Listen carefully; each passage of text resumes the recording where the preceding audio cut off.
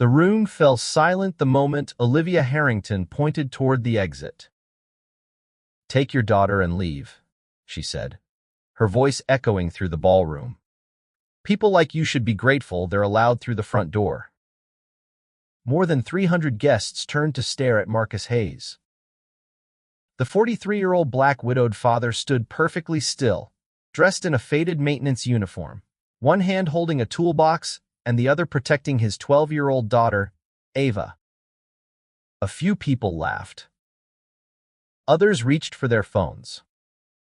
Marcus didn't argue. He simply lowered his eyes, placed the toolbox on the floor, and quietly took Ava's hand. But neither Olivia nor anyone else in that glittering mansion noticed what had slipped from the broken toolbox onto the marble floor. An old brass key engraved with the initials HR. It was the last thing Marcus's late wife had begged him never to lose. Within 6 months, that forgotten key would expose a decades-old corporate secret worth more than $50 million and destroy the empire Olivia Harrington believed no one could ever take from her. If you're new here, subscribe and join us for stories that prove dignity is worth more than wealth, and that the truth always finds its way home. 6 months earlier, Marcus Hayes believed that hard work could still protect a family. Every morning before sunrise, he unlocked the gates of Harrington Manor, inspected the gardens, repaired broken plumbing, serviced electrical panels, and maintained the sprawling estate where politicians, celebrities, and business executives regularly gathered. Most guests never learned his name. To them, he was simply maintenance. Marcus didn't mind. His focus was never the mansion. It was the small guest cottage hidden behind the property where his daughter, Ava, waited every afternoon with homework spread across the kitchen table. Ever since cancer claimed his wife, Naomi, 4 years earlier, Ava had become the reason Marcus woke up every morning. Before Naomi passed away, she squeezed his hand and whispered something he never forgot. "Promise me our daughter will never measure herself by the way strangers treat us." Marcus had kept that promise every single day. What almost nobody knew was that before life forced him into maintenance work, Marcus had spent nearly 15 years designing industrial security systems. He wasn't just skilled with tools. He understood engineering, blueprints, encrypted access systems, and structural design better than many licensed consultants. When Naomi became ill, hospital bills swallowed their savings. Their consulting company closed. Their home disappeared. Pride became a luxury they could no longer afford. The only steady job Marcus could find was maintaining the Harrington estate. He accepted it without complaint. Because feeding Ava mattered more than protecting his ego. There was only one person at the estate who treated Marcus differently. Henry Harrington, the 80-year-old founder of Harrington Global Technologies. Unlike everyone else, Henry often invited Marcus into his private workshop after work. The room wasn't filled with expensive paintings or trophies. Instead, it contained unfinished inventions, mechanical prototypes, old engineering journals, and shelves covered with dusty notebooks. Henry loved solving impossible problems. So did Marcus. Many evenings passed with the two men discussing forgotten patents, mechanical failures, and designs abandoned decades earlier. Henry frequently laughed. "You know," he once said, "if life had been kinder, you'd probably own a company instead of fixing everyone else's mistakes." Marcus simply smiled. Life doesn't always ask what we're capable of. Henry admired that answer. Ava became part of those evenings too. While the two men talked engineering, she sat nearby reading books Henry personally selected for her. Physics, mathematics, astronomy. He often told her something she would remember forever. The smartest people in the room rarely announced themselves. Unfortunately, Henry's only daughter believed exactly the opposite. Olivia Harrington measured success by appearances. Luxury cars, designer clothing, magazine covers, social media attention. She believed expensive things proved expensive people. Her father quietly disagreed. Their arguments became more frequent as his health declined. Henry wanted the company to continue funding scholarships, apprenticeships, and community engineering programs. Olivia called them unnecessary expenses. She wanted faster profits, larger acquisitions, more attention from investors. When Henry passed away unexpectedly from heart failure, Olivia became chief executive officer within 2 weeks. Everything changed almost immediately. Community projects disappeared. Employee benefits were reduced. Longtime staff members were dismissed without explanation. Marcus noticed the difference from his first meeting with the new management. Olivia walked into the conference room wearing a tailored white suit and placed a stack of personnel files onto the table. Without greeting anyone, she began speaking. This company has been run emotionally for far too long. Nobody interrupted. We're eliminating sentimental decisions. She looked directly at Marcus. You. He stood. You've been maintenance supervisor. Yes, ma'am. Not anymore. She slid a new contract across the table. Custodial staff. His salary dropped by nearly half. His office disappeared. His access badge lost clearance to Henry's workshop. The room remained silent. Marcus signed without protest. Ava still needed school supplies. Arguments couldn't pay bills. As he reached the doorway, Olivia added one final sentence. And tell your daughter the private library is no longer available to employees' families. Marcus paused for just a moment, then continued walking. That evening, Ava noticed the sadness before Marcus said a word. They took the library away? Marcus nodded. She looked toward the window. I'll miss Mr. Harrington. So will I. Neither of them realized Henry had already planned for exactly this possibility. Hidden somewhere inside the estate, he had left behind something no board member, no attorney, and certainly not Olivia Harrington, had ever discovered. Henry Harrington had never trusted safes. He believed people searched the obvious places first. Vaults, bank boxes, law offices. The real secrets, he often joked, were always hidden in plain sight. 3 days after losing access to the workshop, Marcus returned one final time to collect the few personal tools management had allowed him to keep. A young security guard he had trained years earlier quietly unlocked the door. You've got 10 minutes, the guard whispered. If anyone asks, I never saw you. Marcus nodded gratefully. The workshop felt different without Henry.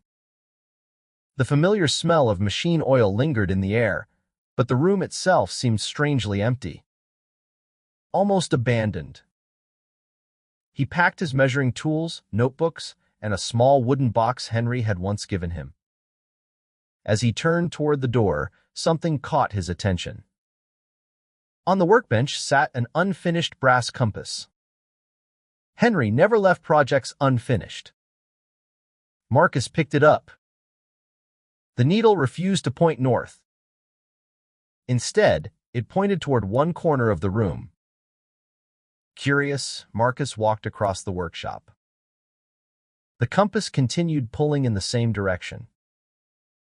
He knelt beside an old drafting cabinet that hadn't been moved in years. When he shifted it slightly, he noticed faint scratches across the hardwood floor. Someone had moved the cabinet many times before. Behind it sat a loose floorboard. Marcus carefully lifted it. Inside rested a weathered steel container sealed with wax. There was no money, no jewelry, only a leather journal, a brass key engraved with the initials HHH, and a folded handwritten letter. Marcus unfolded it carefully. "If you're reading this," Henry had written, "then I'm no longer here to explain what I should have told you myself. You once asked why I spent so much time repairing broken inventions instead of building new ones. The answer was simple. Because the world keeps abandoning valuable things before understanding them. Sometimes machines. Sometimes ideas. Sometimes people. You reminded me of that every single day." Marcus swallowed hard. The letter continued. "There is something inside Harrington Global that my daughter will never find because she has never looked beneath appearances. I have hidden the final access key where only someone who understands patience will discover it. If circumstances force you to use it only for the truth. Never for revenge." At the bottom of the container lay an old engineering blueprint. No company logo. No project title. Only a symbol Marcus immediately recognized. Project Atlas. His heartbeat quickened. Nearly 20 years earlier, while still working as a security systems consultant, Marcus had heard rumors about Project Atlas, an experimental energy storage technology decades ahead of its time. The project supposedly disappeared before completion. Most experts believed it had never existed. Henry's notes suggested otherwise. Attached to the blueprint was a list of encrypted file numbers. Each corresponded to records stored inside Harrington Global's original archive server. The brass key, however, wasn't for a safe. It opened a physical authentication terminal, one that had been disconnected for years. Marcus quietly returned everything to the container before hiding it inside his toolbox.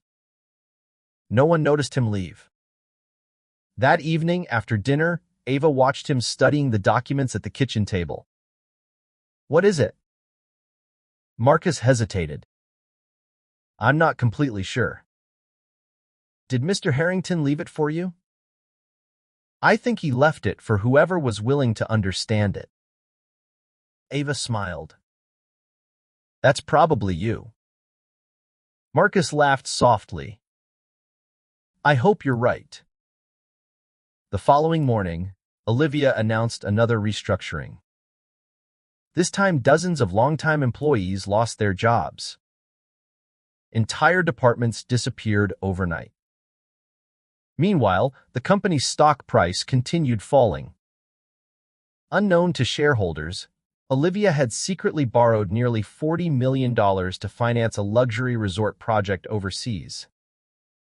Construction delays, government investigations, and unpaid contractors had turned the investment into a disaster.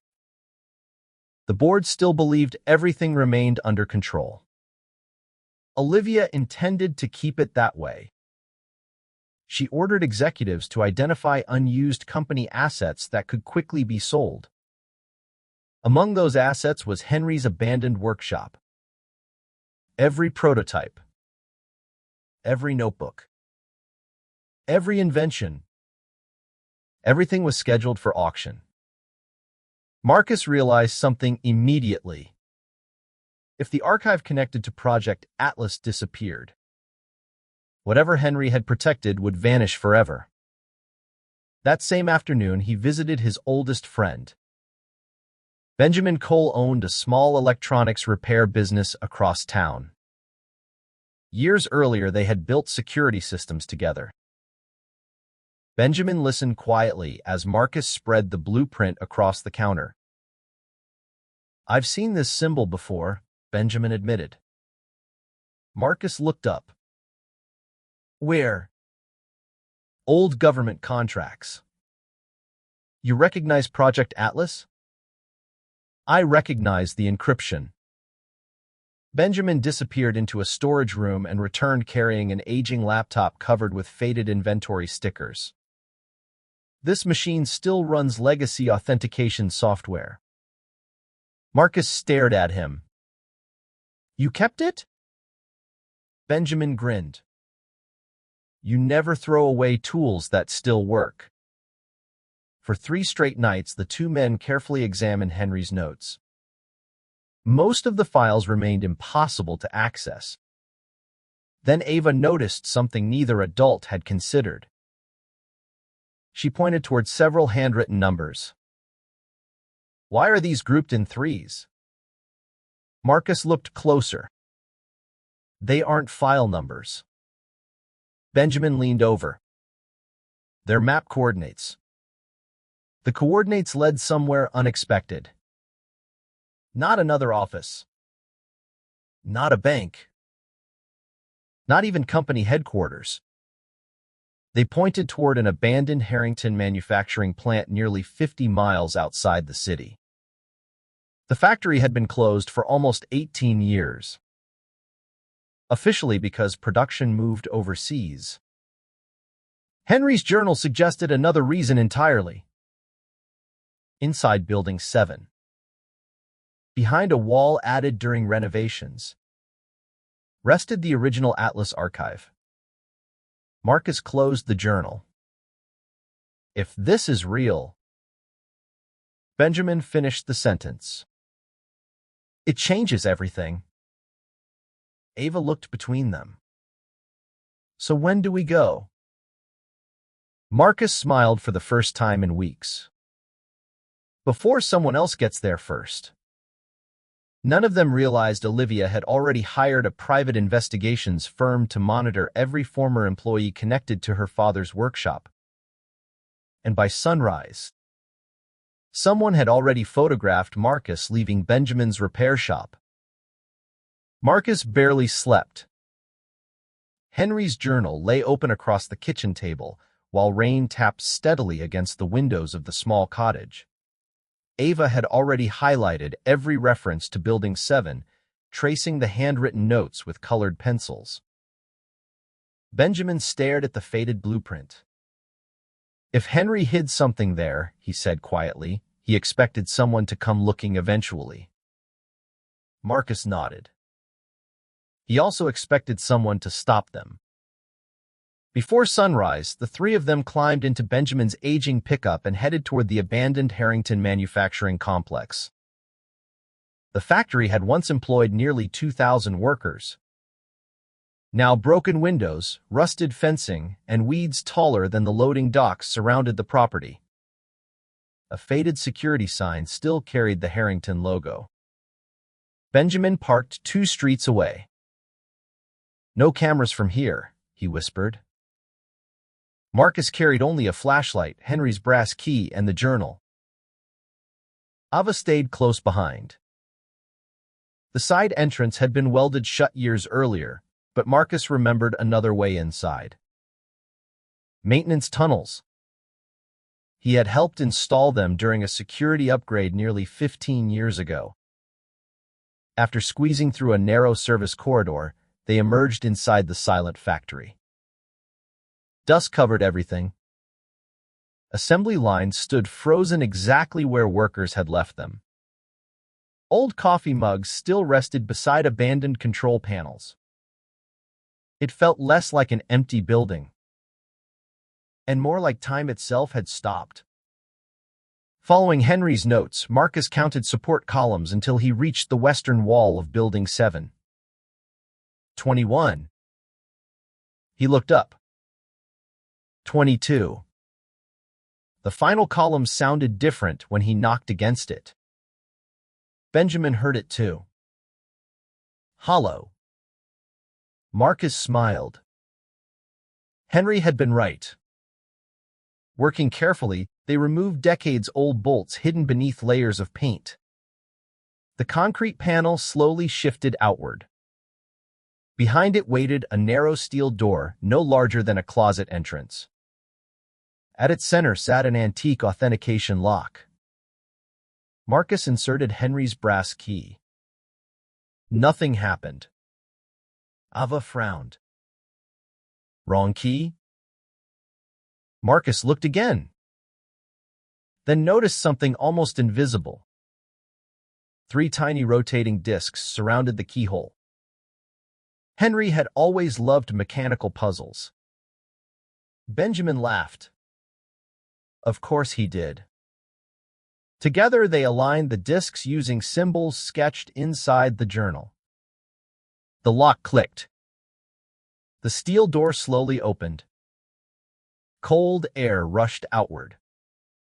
Inside rested a climate-controlled archive room untouched for nearly 2 decades. Metal shelves stretched from floor to ceiling. Prototype components. Engineering notebooks. Patent documents. Hard drives sealed in protective cases. Everything had been perfectly preserved. Benjamin stood speechless. This isn't just an archive. Marcus nodded. It's the missing history of the company. At the center of the room stood a single computer terminal. Unlike modern systems, it still required a physical authentication key. Marcus inserted the brass key. The monitor flickered to life. A message appeared. Welcome back, Henry Harrington. Ava smiled. I think he wanted you to find this. Marcus entered the access sequence from Henry's notebook. Hundreds of encrypted files appeared. Among them was a folder labeled Atlas Final Records. Inside were engineering reports, laboratory test results, government correspondence, patent registrations, and recorded meetings dating back almost 25 years. Benjamin's eyes widened. This technology actually worked. Marcus kept reading. Henry hadn't hidden Atlas because it had failed. He had hidden it because several investors wanted to sell the unfinished research overseas before proper safety testing could be completed. Rather than allow dangerous shortcuts, Henry secretly suspended the project and sealed every record. He planned to restart it when the company could develop it responsibly. But he ran out of time. Then Ava noticed another folder. Dad? Marcus looked. Board Communications. Confidential. He opened it. Several recent emails appeared. Not Henry's. Olivia's. Months before her father's death, she had secretly negotiated the sale of several research divisions without board approval. More disturbing still, one signed agreement transferred valuable company patents into shell corporations controlled by someone named Adrian Cross. Benjamin frowned. I know that name. Marcus looked over. Who is he? Investment broker. Benjamin's expression darkened. And Olivia's fiancé. The room fell silent. If the documents were genuine, Olivia hadn't simply mismanaged the company. She had been quietly stripping it of its most valuable assets. Marcus continued reading. Another file contained internal financial reports. Losses had been hidden. Assets undervalued. Project budgets manipulated. The total exceeded $63 million. Benjamin leaned against the desk. This could send people to prison. Marcus closed the folder. We're not taking everything. Benjamin blinked. What? We take copies. Ava immediately understood. If the originals disappear, Marcus finished her sentence. The truth disappears with them. For hours, they carefully copied every document onto encrypted drives Benjamin had brought. Ava photographed every shelf exactly as they found it. Every serial number, every storage label, every timestamp.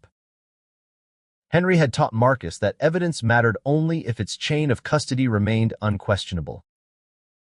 Just before leaving, Marcus noticed one final sealed envelope resting beneath the keyboard.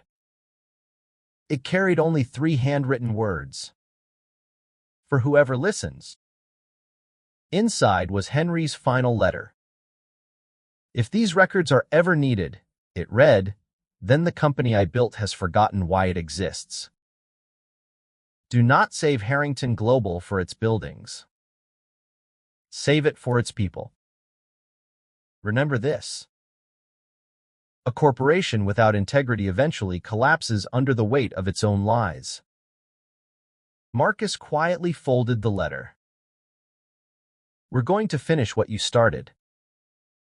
Outside, the afternoon sun had begun to fall. None of them noticed the black SUV parked nearly half a mile away. Inside, a photographer lowered his telephoto camera. He had captured Marcus entering the abandoned factory. Minutes later, Olivia's phone vibrated. She studied the photographs without speaking. Then she dialed a number. Thomas. Her attorney answered immediately. I've found him. Good.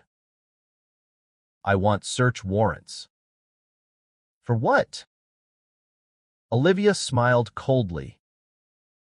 Whatever he's hiding. We're taking it before anyone else sees it. Marcus and Benjamin worked through the night. Every copied file was verified twice. Every photograph Ava had taken was backed up to 3 separate encrypted drives. Marcus refused to rush. Henry had spent a lifetime protecting the truth. He wasn't about to lose it because of one careless mistake. By sunrise, they had hidden the evidence in 3 different locations. One drive stayed with Marcus. One remained locked inside Benjamin's workshop. The third was sealed inside a safety deposit box under the name of Angela Brooks, a respected civil rights attorney Henry had quietly supported for years through anonymous donations. Marcus had never met her personally. He hoped he wouldn't need to. He was wrong. The next morning, 6 black SUVs rolled onto Benjamin's property. Police officers.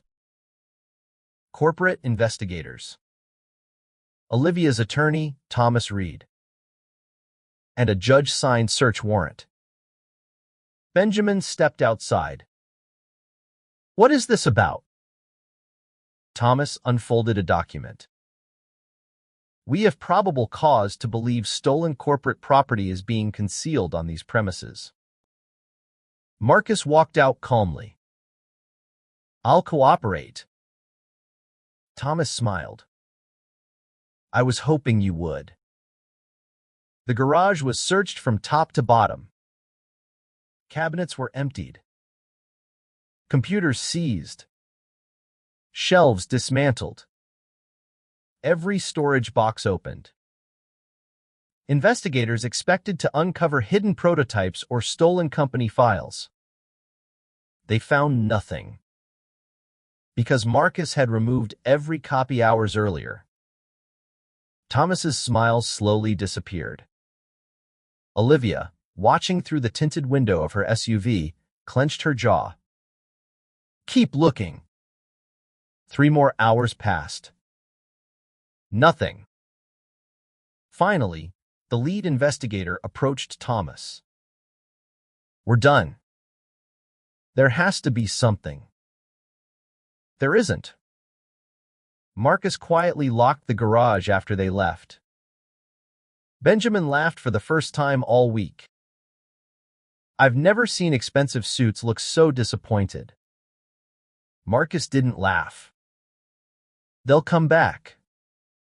They didn't have to wait long. That evening, every major news station carried the same headline. Former maintenance worker suspected of stealing company secrets. Old photographs of Marcus in his work uniform filled television screens. Commentators questioned his motives. Anonymous sources claimed he had manipulated Henry Harrington during the final years of his life. Social media exploded. Thousands believed the accusations without evidence. Others defended him. Ava watched silently from the couch. Finally, she muted the television. They don't even know you. Marcus sat beside her. No. Then why do they sound so certain? He looked at the dark television screen. Because confidence is louder than truth. The pressure intensified. Parents at Ava's school began asking questions. One afternoon, her science teacher quietly handed her an envelope. Inside was a note. Keep believing in your father. Some of us already do. There was no signature. Only encouragement. Ava folded the note carefully. She kept it in the same notebook as Henry's letters. 2 days later, Angela Brooks called. I've reviewed everything. Marcus held his breath. What do you think? I think someone inside Harrington Global committed serious financial crimes. And Henry knew. More importantly, she paused. I think we can prove it. Angela explained that the copied files showed millions of dollars transferred into shell companies connected to Adrian Cross. Hidden invoices. Forged approvals. Backdated contracts. Everything pointed toward deliberate fraud. But proving fraud required witnesses. And witnesses were afraid. Until one finally called. Her name was Linda Foster. She had worked in Harrington Global's accounting department for 22 years. I can't stay silent anymore, she told Angela. I approved payments because I was told Henry authorized them. He didn't? No. Who did? Linda whispered the answer. Olivia. She agreed to testify. Not for money. Not for revenge. For Henry. The lawsuit Marcus feared soon became something much larger. Federal investigators opened their own inquiry. The board of directors demanded emergency financial audits. Investors began asking questions Olivia could no longer ignore. Stock prices plunged. Executives resigned. Adrian Cross quietly booked a one-way flight to another country. Authorities stopped him at the airport. The story changed overnight. Yesterday, Marcus had been called a thief. Today, reporters called him the whistleblower who uncovered one of the largest corporate fraud investigations in state history. Marcus ignored every interview request. His focus remained Ava. One evening, she asked quietly, "Are we finally winning?" Marcus smiled gently. "This isn't about winning." "What is it about?" "Making sure the truth survives." 3 months later, the courtroom overflowed with journalists. Every seat was filled. Television cameras lined the walls. Judge Eleanor Grant entered precisely at 9 o'clock. "This court will come to order." Olivia arrived surrounded by attorneys. Marcus arrived holding only a folder and Ava's hand. Angela opened the defense with a single sentence. This case is not about wealth. She looked directly toward Olivia. It is about whether power gives someone permission to rewrite the truth. Over several days, accountants explained hidden financial transfers. Cybersecurity experts verified Henry's archived files. Engineers authenticated Project Atlas. Benjamin testified. Linda testified. Finally, Ava took the witness stand. The courtroom became completely silent. She wasn't there to discuss corporate finance. She simply described what she had seen. How Marcus worked. How Henry treated them. How her father refused to take shortcuts even when they had almost nothing. Then Angela played a short video Ava had recorded months earlier. It showed Henry inside his workshop speaking directly to the camera during an engineering lesson. He smiled. "If you're ever watching this after I'm gone, remember something." He placed a hand on Marcus's shoulder. "This man fixes more than machines. He restores honesty wherever he goes. I trust him with my company more than many people who wear expensive suits." The courtroom fell silent. Olivia lowered her eyes. For the first time since the trial began, she had nothing to say. The courtroom remained silent long after Henry Harrington's recorded message ended. No one moved. Even the reporters who had spent weeks chasing dramatic headlines forgot to write. Judge Eleanor Grant looked toward Olivia. "Would the plaintiff like to continue?" For several seconds, Olivia said nothing. Thomas Reed slowly stood. "Your Honor, we request a brief recess." Angela Brooks simply nodded. She knew exactly what had happened. The case had changed. Not because of emotion. Because every major claim Marcus had made was now supported by authenticated records, financial documents, engineering evidence, eyewitness testimony, and Henry's own recorded words. The trial resumed after lunch. Angela called one final witness. A digital forensics specialist named Ethan Wallace. For 3 decades, he had authenticated corporate archives for federal investigations. He explained exactly how Henry's archive had been preserved. Every file contained original creation dates. Every edit was permanently logged. Every financial transfer matched bank records subpoenaed from Harrington Global. Nothing had been altered. Nothing had been fabricated. Thomas attempted to challenge the findings. "Isn't it possible these files were manipulated before being archived?" Ethan calmly shook his head. "If they had been, the metadata would show it." "And does it?" "No." "What does it show?" "That these records were created inside Harrington Global's own internal servers years before Mr. Marcus Hayes ever gained possession of them." The courtroom murmured. Thomas had no further questions. Angela stood for her closing argument. She walked slowly before the jury. "When this case began, my client was introduced as a maintenance worker." She paused. The implication was obvious. That a man who repaired leaking pipes couldn't possibly understand advanced engineering. Couldn't possibly recognize historical value.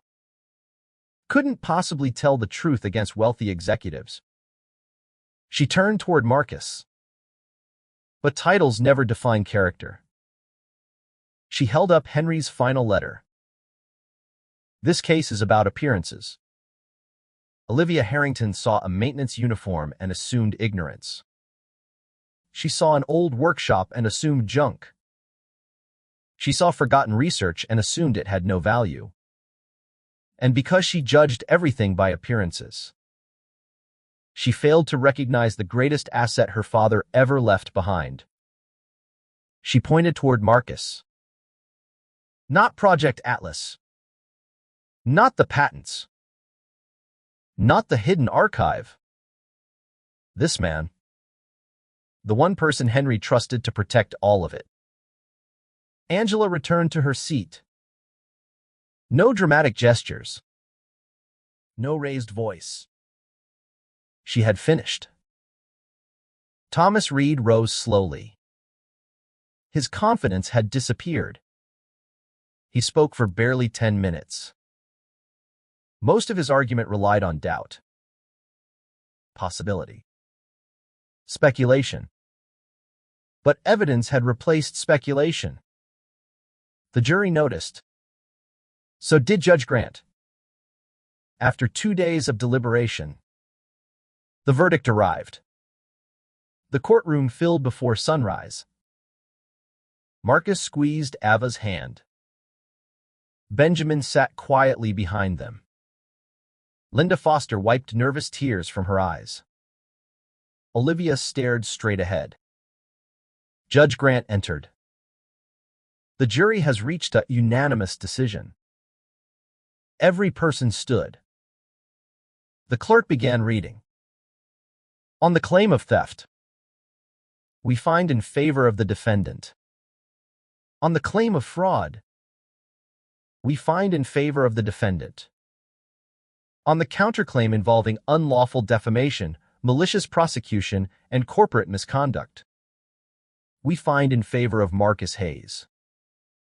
The room erupted. The judge struck her gavel. Order.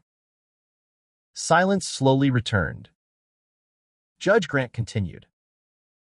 The evidence demonstrates that Mr. Hayes acted lawfully, preserved historically significant corporate property, and exposed substantial financial misconduct. She looked directly at Olivia.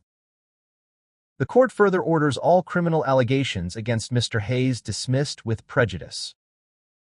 Harrington Global shall immediately return all seized property. Federal investigators will receive copies of all financial evidence introduced during these proceedings. Olivia closed her eyes. Everything she had spent months trying to protect collapsed in a single morning. Outside the courthouse, hundreds of reporters waited. Microphones surrounded Marcus. Mr. Hayes, how does it feel to win? Do you have a message for Olivia Harrington? Marcus looked toward Ava before answering. I didn't come here to defeat anyone. I came here to make sure my daughter never believed that powerful people get to decide the truth. Another reporter shouted, What about the millions? Marcus smiled. Money changes circumstances. Character changes generations. Those words spread across every major news network within hours. The consequences came quickly. Federal prosecutors formally charged Olivia Harrington with corporate fraud, securities violations, destruction of company records, and conspiracy. Adrian Cross accepted a plea agreement in exchange for testimony. Several senior executives resigned. The Harrington Global Board voted unanimously to remove Olivia as chief executive officer. An independent audit later recovered millions in hidden assets and prevented the company from collapsing. Project Atlas was completed under strict public oversight. Its energy storage technology became one of the safest industrial power systems ever developed. Henry's dream finally became reality. Exactly as he had hoped. Marcus declined every executive position offered to him. Instead, he accepted only one request. The board asked him to lead a new nonprofit engineering institute dedicated to students from families who could never afford technical education. He agreed. On one condition: no student will ever be judged by their address, their job, or the color of their skin. The board approved unanimously. Benjamin became director of technical training. Linda oversaw financial transparency. Angela joined the institute's governing board. Every decision required public accountability, exactly as Henry would have wanted. Months later, the institute opened its doors. Hundreds of students filled the auditorium. Some had never owned a computer. Others had been told engineering wasn't for people like them. Marcus stepped onto the stage. Behind him hung 3 framed photographs.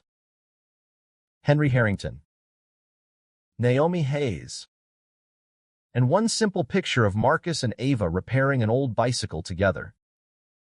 He smiled. When people looked at me, they saw a maintenance worker. When my daughter looked at me, she saw an engineer. The difference wasn't knowledge. It was belief. He looked across the room filled with hopeful faces. The world will always make quick judgments. Don't let those judgments become your identity. Your worth isn't determined by the title on your uniform.